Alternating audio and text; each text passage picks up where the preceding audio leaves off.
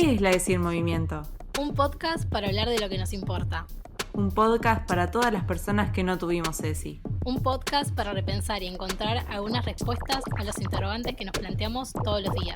Un podcast para divertirnos y también para reflexionar. Bienvenidas, bienvenidos y bienvenides a un nuevo episodio de la ESI en movimiento. La ciudad de Rufino, en el sudoeste de la provincia de Santa Fe, amaneció conmocionada por un hecho atroz: el femicidio de Kiara Páez, una chica de 14 años que fue asesinada a golpes por su novio de 16 cuando llevaba en su vientre un embarazo de pocas semanas. El cuerpo de Kiara estaba enterrado en el patio de la casa donde el novio adolescente, llamado Manuel, vivía con su madre, la pareja de ella y sus abuelos. El joven confesó la autoría del hecho señalando que habían discutido con Kiara y a partir de allí, él perdió el control de sus actos. Cuando lo recuperó, para hacer desaparecer el cuerpo, levantó las baldosas del patio y se presume que con la ayuda de otras personas abrió un pozo donde depositó el cadáver de la niña. Actrices, políticas, artistas, empresarias, referentes locales, mujeres, todas. ¿No vamos a levantar la voz? Nos están matando.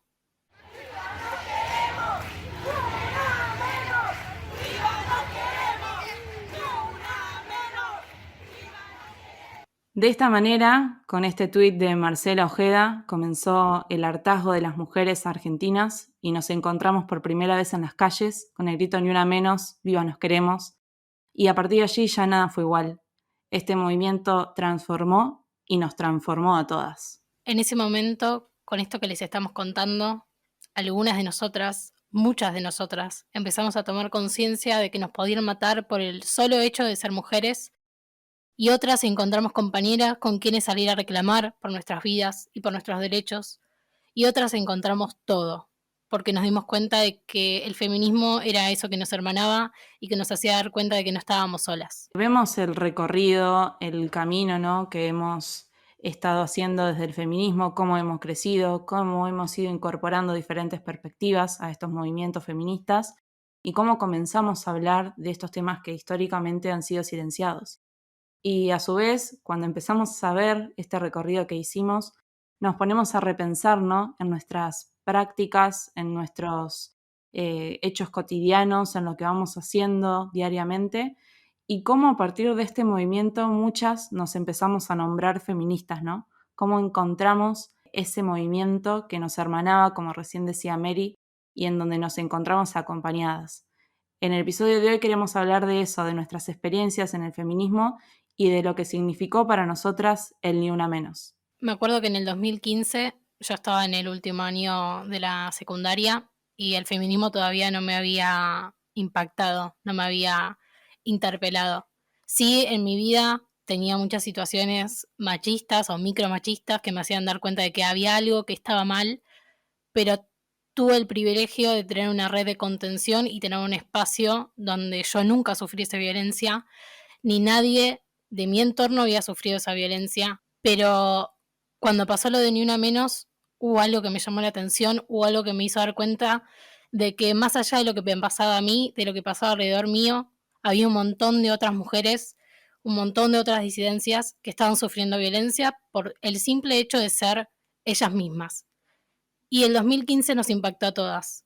Y el 2016 nos encontró en la facultad con otra mirada del mundo y nos siguió encontrando los años que siguieron hasta llegar ahora, con sus contextos y con sus particularidades, pero siempre entendiendo que había algo que era más grande que nosotras y que ese algo más grande que nosotras éramos nosotras juntas y que teníamos que reclamar y que tenemos que reclamar y exigir nuestros derechos y nuestra posibilidad de estar vivas, ¿no?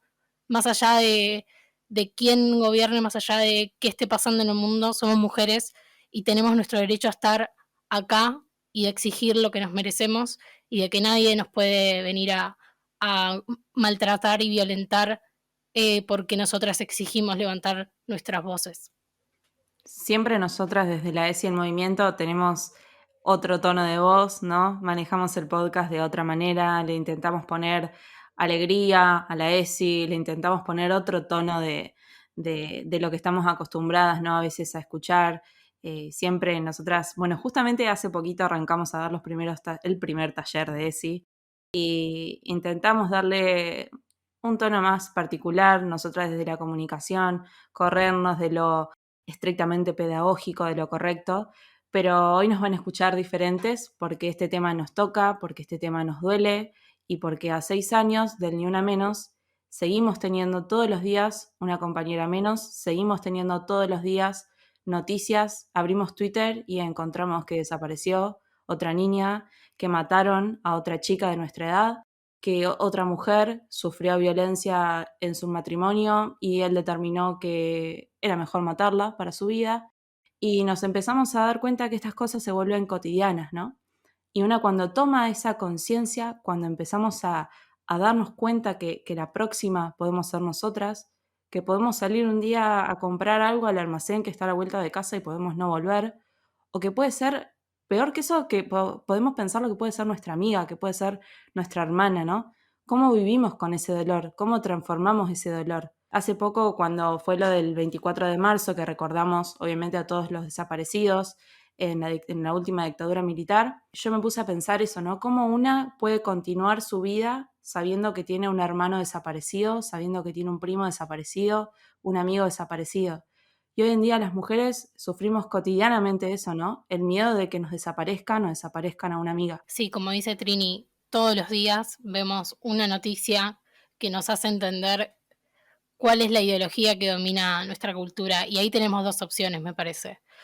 Naturalizarlo y decir, bueno, es parte de lo que pasa, el mundo es así y yo no puedo hacer nada para cambiarlo. O podemos elegir todos los días intentar hacer algo para que eso cambie, y creo que eso es lo que nos hace darnos cuenta de que somos feministas y nos hace elegir ese camino, ese dolor, ese miedo de que todos los días pueda pasarnos algo a nosotras, pero también a las mujeres que nos rodean, y la impunidad con lo que los hombres se manejan para que esas cosas pasen. Entonces, consideramos que es muy importante abordar este tema con este tono, porque es algo que nos interpela muchísimo y que queremos darle la profundidad y la importancia que consideramos que realmente tiene. Y pensar en el Ni Una Menos, cómo ha sido un movimiento que ha articulado, ¿no?, a los diferentes movimientos feministas, a las diferentes problemáticas que nos involucran a nosotras las mujeres, cómo ha sido un movimiento que ha visibilizado también la lucha por el aborto legal,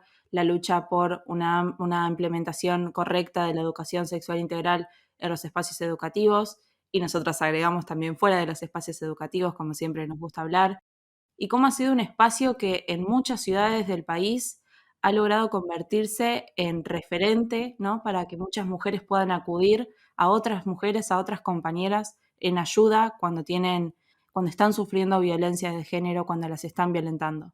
El Ni Una Menos se transformó más que en una consigna, en una organización, ¿no?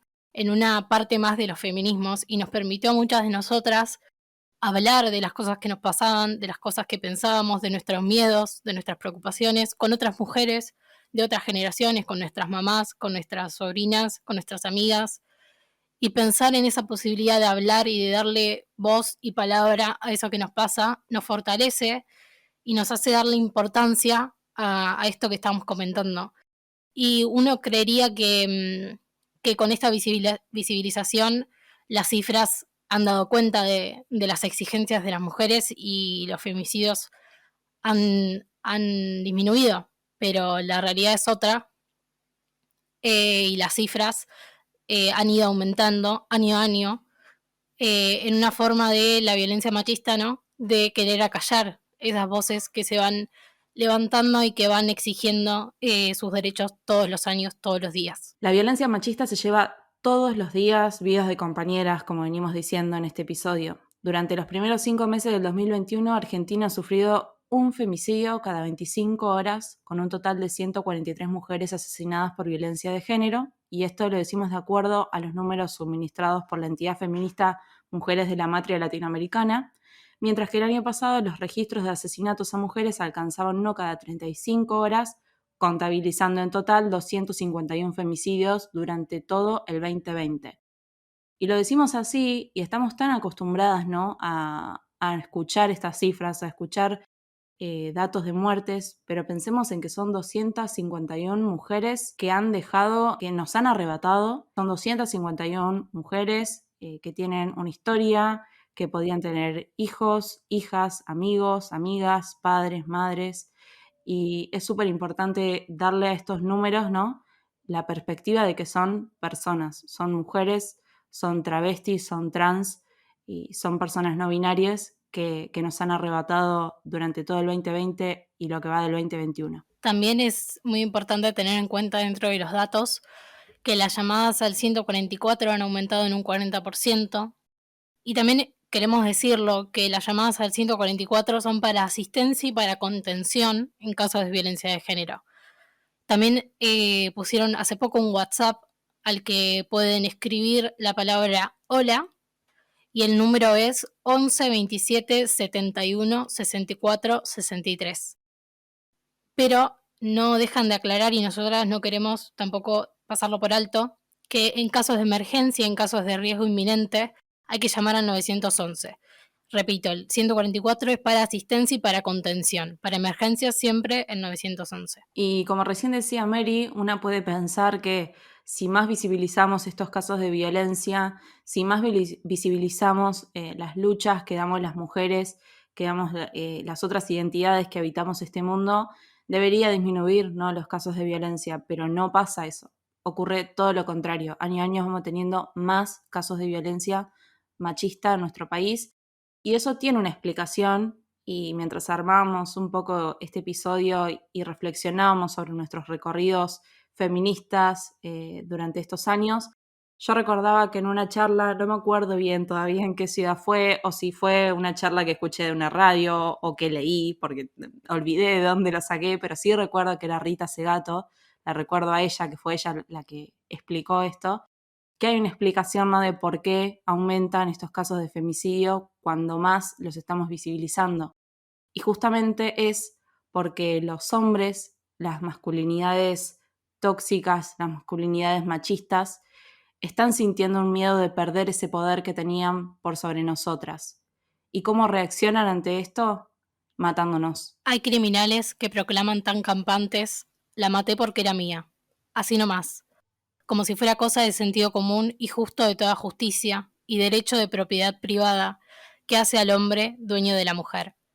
Pero ninguno, ni el más macho de los supermachos tiene la valentía de confesar la maté por miedo, porque al fin y al cabo el miedo de la mujer a la violencia del hombre es el espejo del miedo del hombre a la mujer sin miedo. Ahí Mary nos leía Mujer sin miedo de Eduardo Galeano y pensamos, ¿no?, en cómo refleja esto que veníamos hablando, ¿no?, del miedo del hombre a la mujer sin miedo y cómo estos movimientos feministas han logrado empezar a sacarnos ese miedo que teníamos de hablar, ese miedo que teníamos de ser. También siempre nosotras tratamos de elegir escritos y retomar voces de mujeres, pero esta vez nos parecía correcto retomar la voz de un varón, de Eduardo Galeano, porque también demuestra la capacidad que existe en las identidades varones para poder reconocer qué es lo que los motiva a querer dominar a las mujeres y a su vez, a través de ese reconocimiento, querer modificarlo y querer cambiar sus conductas y la forma en la que fueron criados en esta sociedad machista. Cuesta imaginarnos el dolor, ¿no?, de perder a una compañera, de perder a una hermana, cuesta imaginarnos el dolor de que nos arrebaten nuestros sueños, de que nos arrebaten nuestra vida. Y eso también lo empezamos a tomar conciencia de eso cuando empezamos a ver, y empezamos a ver en las noticias, en las redes sociales, que moría gente como nosotras, que podíamos ser nosotras las próximas. Y eso pasó con Mika, una piba como nosotras, feminista, activista, que fue asesinada en el año 2017. Una de las cosas que más impactó del caso de Micaela García fue que, como dice Trini, era una piba como nosotras, que era feminista como nosotras, que militaba como nosotras, que escuchaba Los Redondos como nosotras y que salía a bailar con sus amigas como nosotras. Y así todo, hubo un varón que creyó que tenía el poder porque la sociedad le ha dado ese poder y cometió el femicidio de Micaela. Realmente fue un caso que nos impactó y que nos interpeló a todas nosotras y que nos dio mucho dolor, pero también mucha fuerza para poder visibilizar todo esto que estaba pasando y todo esto que seguimos exigiendo. Exactamente, el caso de Mika no fue un caso aislado, ¿no?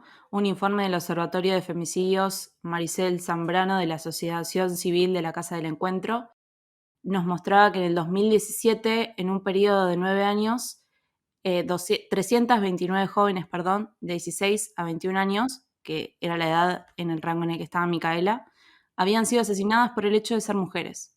Y sumado a ese contexto de emergencia, el hecho ocurrido, o sea, el femicidio de Mica, puso en evidencia la necesidad estructural y urgente de brindar una formación integral de género y de violencia hacia todas las mujeres y a todos los funcionarios públicos de los 3 poderes del Estado en todos los niveles. ¿Y por qué decimos esto? Porque el asesino de Mica era una persona que tenía que estar presa porque había violado a otras mujeres y sin embargo un juez había decidido que podía tener salidas transitorias, que estaba preparado para eso, lo cual evidentemente no lo estaba porque mató a Micaela. Como dice Trini, y también no, no quedarnos solamente con el nombre de Mica, ¿no? Porque siempre nos terminamos acordando solamente el nombre de las mujeres asesinadas. Y también hay que acordarnos de los nombres de los femicidas. Sebastián Wagner, Néstor Pavón, fueron los femicidas de Micaela. Uno de ellos, solamente Sebastián Wagner, está cumpliendo cadena perpetua. Néstor Pavón fue declarado inocente, perdón. Y así todo, igual, el crimen de Mica podría haberse evitado, porque como dice Trini, esas dos personas, o por lo menos Sebastián Wagner, debería haber estado en la cárcel, pero entonces también pensar cómo funcionan estos sistemas de justicia patriarcal y a quién le terminamos exigiendo que nos defienda si el Estado justamente no cumple con su rol de ejercer justicia y de hacer pagar a los femicidas. Sí, y también sumar como nombre importante en este caso, Carlos Rossi, que fue el juez de ejecución de Entre Ríos, que le otorgó el beneficio de la libertad condicional a Wagner, a pesar de que había dictámenes que desaconsejaban taxativamente que este fuera liberado, ¿no? En libertad condicional. Y él estuvo suspendido por un tiempo y después volvió a ejercer su rol, su cargo, como sin ningún problema, ¿no?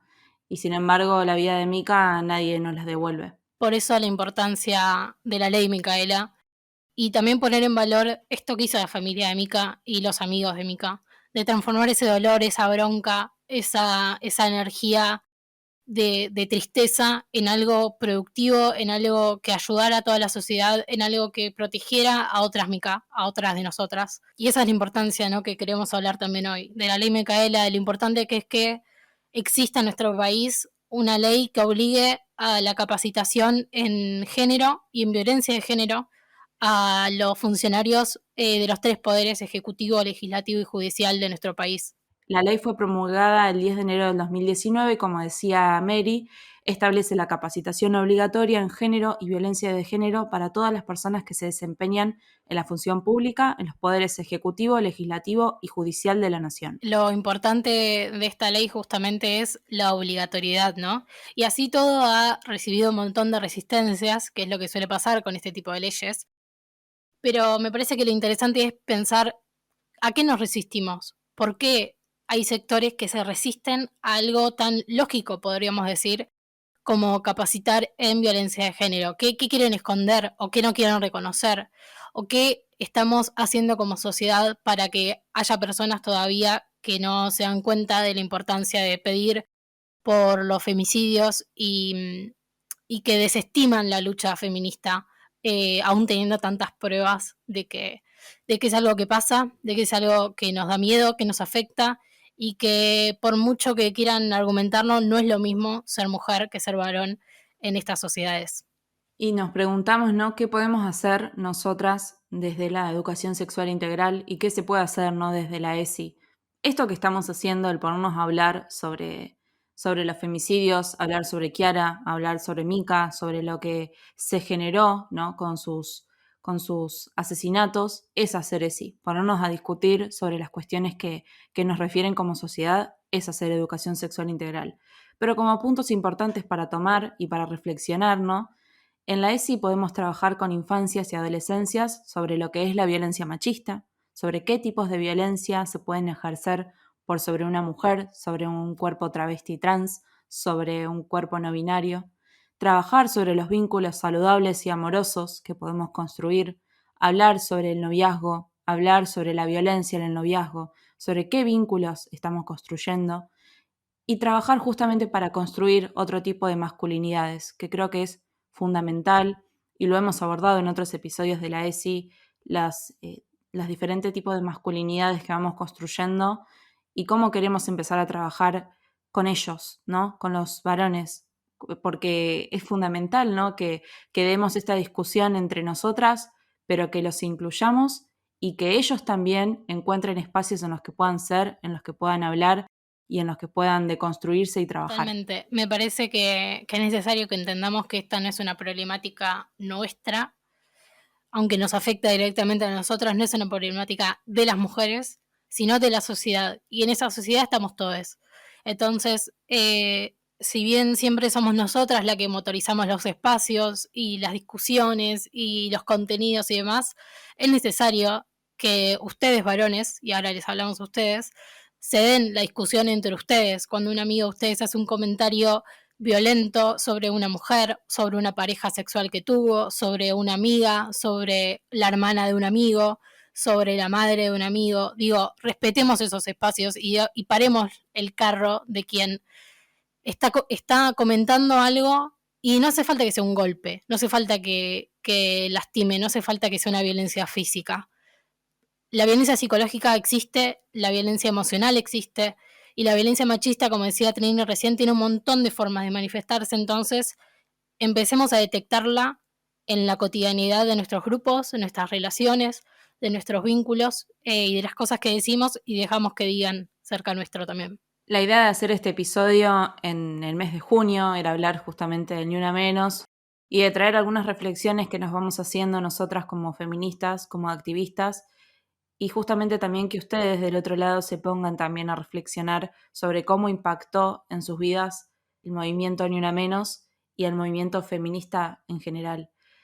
Particularmente yo, gracias al feminismo y gracias al Ni Una Menos, perdón, empecé a llamarme feminista.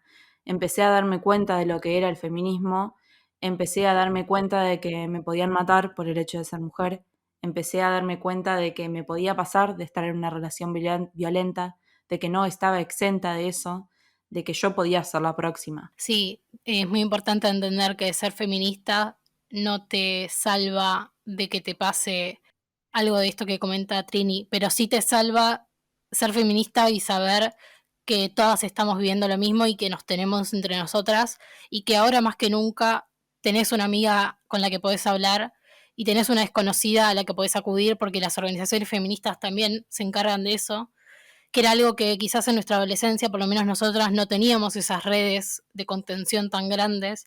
Y si bien los feminismos, y digo pluralmente feminismos, tienen discusiones entre sí y debaten un montón de cuestiones, de hecho, hoy, sábado, estamos teniendo en las redes sociales una discusión respecto a unos dichos sobre una feminista que para muchas es una referente.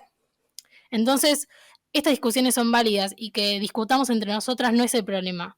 El problema es cómo toman esas discusiones quienes están por fuera del feminismo y cómo eligen poner su eje y su centro de discusión en las discusiones que tenemos nosotras y no en las prácticas que realizan ellos todos los días en sus vidas. Nosotras elegimos hablar de feminismo en este espacio de la educación sexual integral, en este podcast, en nuestras redes sociales, y tenemos otras compañeras que también eligen militar su feminismo de otras maneras, ¿no?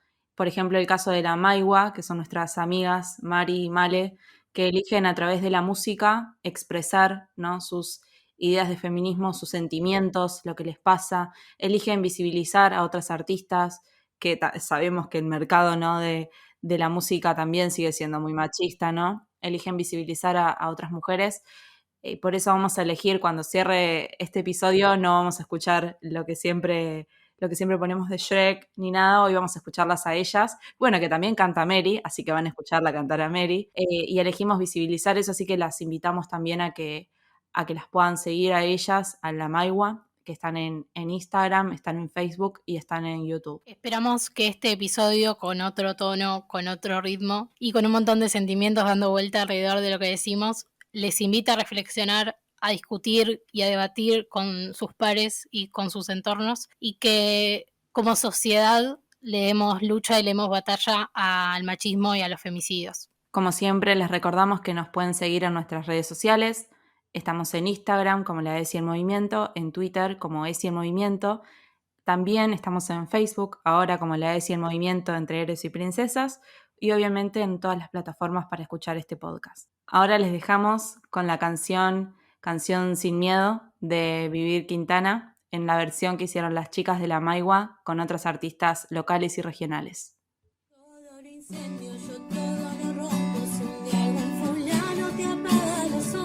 Ya nada me calla, ya todo me sobra. Si tocara una, respondemos todas. Soy madre, soy la ciela. Soy Tamara, Valentina, soy Valeria.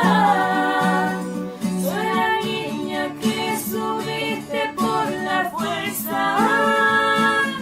Soy la madre que ahora llora por sus muertas.